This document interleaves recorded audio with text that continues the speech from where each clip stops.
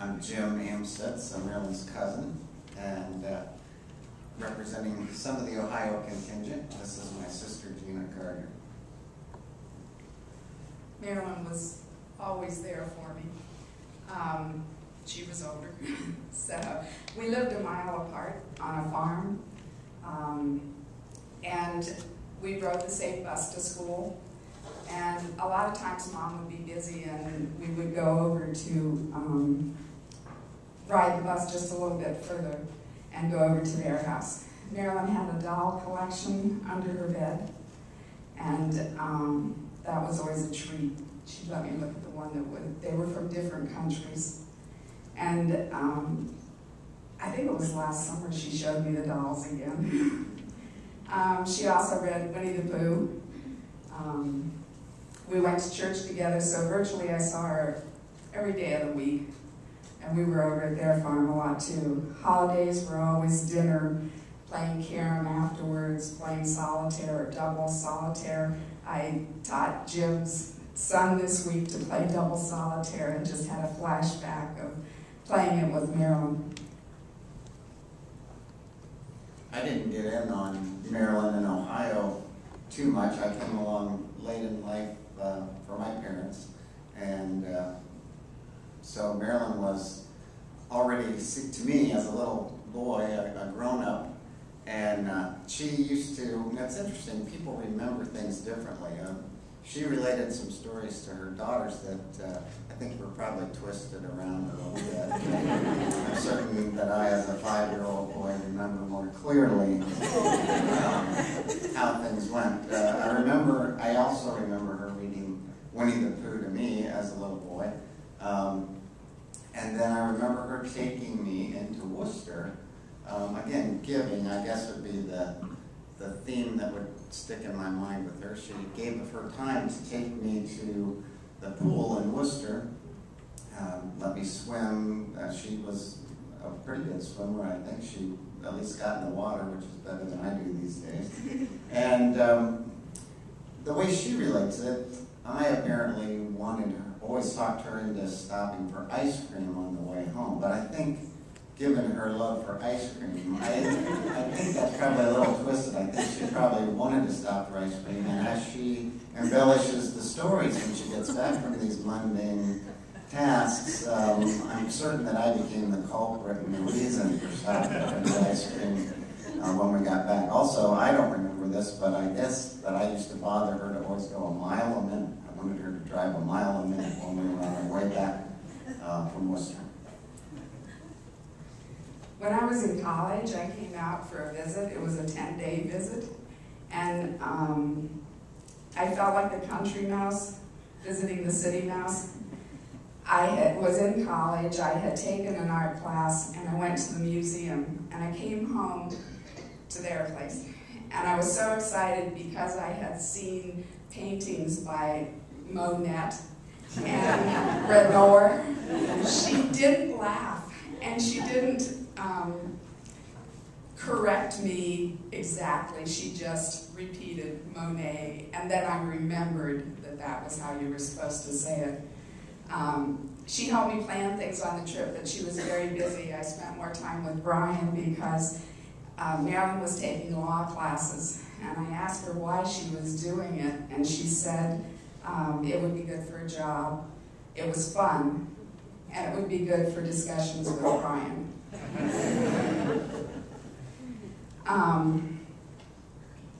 Brian told me during that time that one of the most important decisions you can make in your life is who you marry.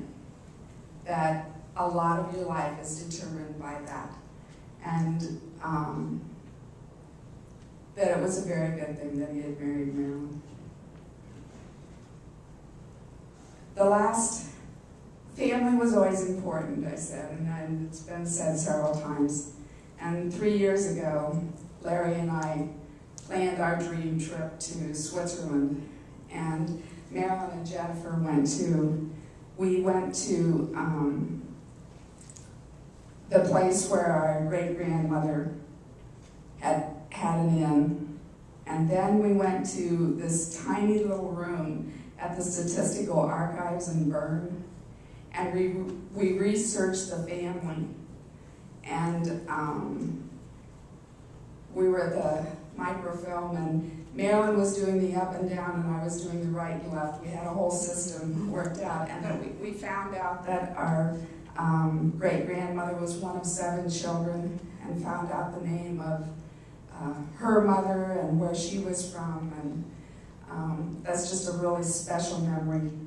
And now, with my grandchildren, we have 7 generations that we know.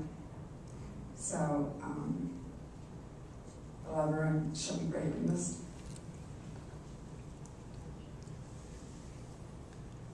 I said generosity was always one of the things I remembered, and I can't leave Brian out of that as well.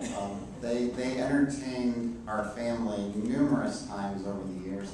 I too had a little bit of the feeling like I was the rube coming in from Ohio to the big city, and they always were so gracious in showing us around, and it was, my parents would come, and I'd come along as a young boy, and then got to drive in Boston when I was a high schooler. That's an experience. And then, throughout my college years, I seemed to end up out here once a summer or so and bring friends along to meet my wonderful cousins out in Boston who had a wonderful place out on the beach, and would open up their home to us, and we'd just descend on them and make ourselves at home for a week at a time. Brought another couple out with us one time. I mean, they were just so giving. And amazingly, Marilyn would always say, well, here, we've got these extra subway passes that we're not going to use. We're not going to use those, so you go ahead and have them. And we'd be out in Hull, and she would say, oh, I've got half a book of ferry tickets for you to get into the city. I don't know what her leverage is, those things, you know. And I can imagine she was probably out the day before buying books of ferry tickets and never took the tickets out to make them look used. But I just appreciated that so much. It was hard to ever pay for a meal or anything when we were out here. They were always so gracious. One of the neat things I think about Marilyn and Brian, I'm in education, and one of the buzzwords that you hear is lifelong learners and creating lifelong learners, and I think Marilyn embodied that. She truly was a lifelong learner, from the degrees that she got at Worcester College, and then to go to Harvard and pick up the law degree, and she was getting or got her ESL.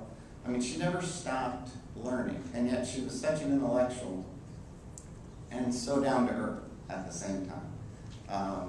Quilting, gardening, she never lost the farm background of that. And I always thought that balance was just amazing. Her sense of humor, you know, she seemed so quiet and reserved, but I can't do it, but I can remember a particular look. She had a way of kind of mugging when something was funny, or she'd just give you this certain look, and you can almost see it in some of the pictures if you take time to look at the pictures. But her mom used to do that too. My Aunt Gretchen used to do that. Something would be funny, or you'd say something, and then they'd make a particular look. And those are the kind of memories that really stick with a person. Last summer, I never stopped learning about her. Last summer, one of the girls had a Monty Python video left out at the house at Hull. They were entertaining my whole family, and never would have picked Marilyn for a Monty Python person, but we sat up late one night and laughed our way through that video as well. So just a complex, well-balanced person. We loved her and miss her, and to Marilyn I say a life well lived.